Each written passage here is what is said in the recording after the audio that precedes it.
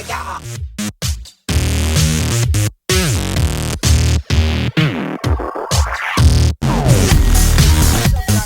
Zach, and I'm bringing you guys a brand new review for the new Netflix series that debuted a couple weeks ago, Iron Fist. I finally finished it. I'm here to talk about it. Let's get into it. Coming into this show, I started seeing critics bomb on the show, just saying how big of a piece of shit it is.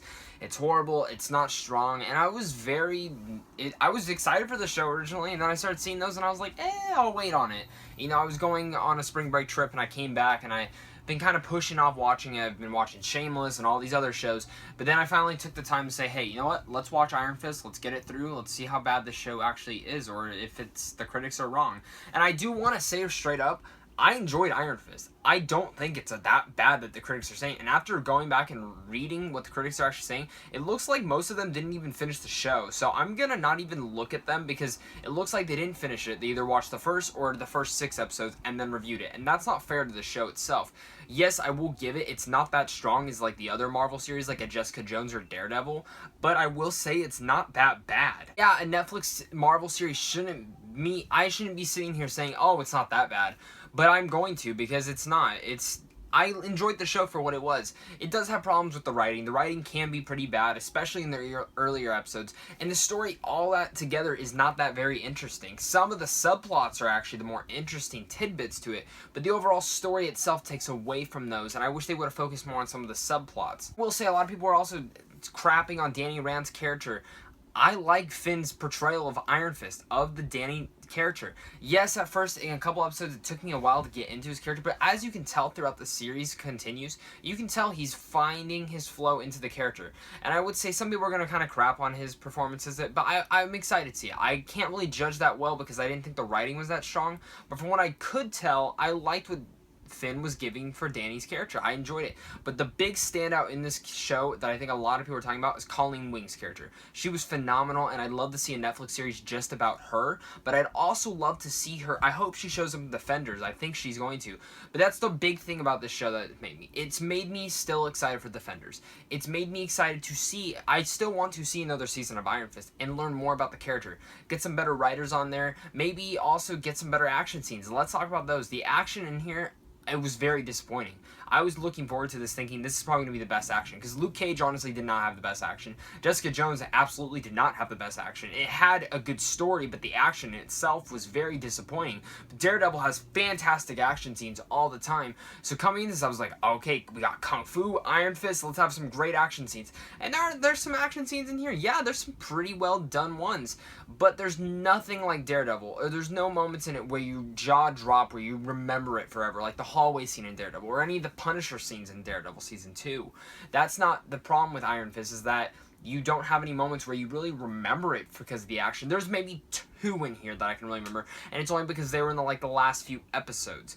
But besides that, it wasn't even the action choreographed, it's how they edited. And you can tell they kind of edited it because I don't think Finn was doing a lot of his own stunts, which throughout the rest of the season goes the same thing. He starts doing more of his stunts. But maybe that's wrong. Maybe it's just how the director edited it that way. But I have to say the editing could have been better on those action scenes. It felt very just different. And when you see the show, or if you've watched the show, you'll understand with what I'm saying completely. Also, the villain in this show, it kept switching back and forth between a couple different villains.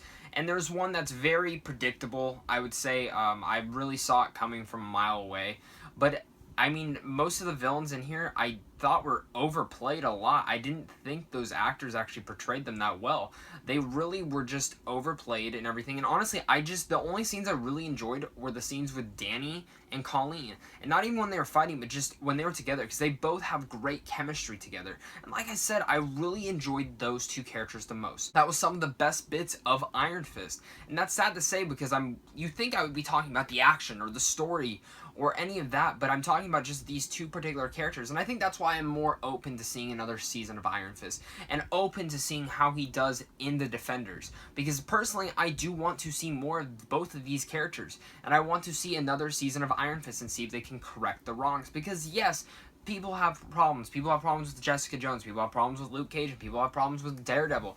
Everyone has their different opinions, and I totally, completely get that. But for me, my main problems with Iron Fist was the story and the action. And that story, that just the writing did not feel tight with some of the other characters.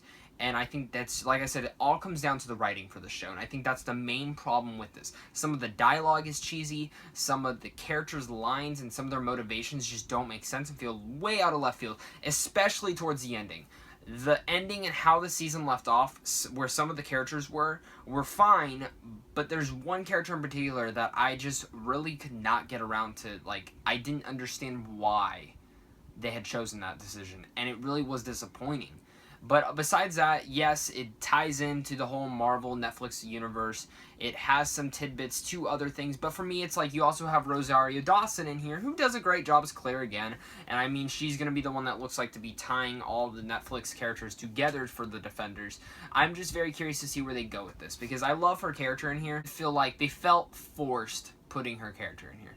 I get why she was in there, but she was in this series a lot more than I thought she was going to be, and they really forced her character in some scenes, and I didn't enjoy it. And like I said, it probably is all with the writing, but I mean, when you watch the show, you're going to totally pick up on the writing. I think people who don't even notice bad writing are even going to pick it up as well. Like I said, it's not a horrible show. It's not a crap box like some of the critics are totally giving it. It's just an alright show, and it has some great character development and great characters in there. Like I'm talking about, Danny and mostly Colleen both did a fantastic job in here. I'm excited to see where their characters go. Let's hope for better action scenes and in the Defenders, and also in the next season of Iron Fist if it does get one. I'm assuming it probably will. I think there's a lot of improvement. I think there's a lot of improvements needed for this show to work and totally succeed, but it doesn't not make me not excited. I think a lot of the critics got this one wrong. I think they could have been a little less harsh on it, or at least finish the show. Like I said, some people are going to think this is a very boring show, but I had a friend text me, and this is how they described it to me. It's Arrow with Kung Fu, and that's completely true. So guys, I'm going to give Iron Fist a C. That's the lowest rated Netflix show I've given it. I mean, I've enjoyed Luke Cage for what it was. I think the first 8 episodes were stronger than the back half. Jessica Jones, I completely adore and think it's one of the best storytelling devices and psychological thriller kind of element that it has. And Daredevil Season 2 is absolutely one of my favorite seasons of television ever. Daredevil's fantastic. I totally recommend going and watching all those if you haven't yet. And Iron Fist, like I said, if you've kept on to this, I do recommend seeing it. If you're a fan of Marvel, you should check it out. But if you're not really a big fan of these Netflix shows, I want you guys to check out Daredevil first. That's probably going to be your best way to get integrated into all these. Don't start with Iron Fist. It's going to be a little hard to get into, I think, especially if you're one of those nitpickers with writing. But besides that, guys, tell me down below, what did you guys think of Iron Fist? Let's talk about it. Spoilers discussion all down below. Tell me how excited you are for the Defenders, and who's your favorite Defender? Iron Fist, Daredevil, Jessica Jones, Luke Cage. Let's all talk about it. Thank you guys so much for watching this, and enjoy the rest of your day.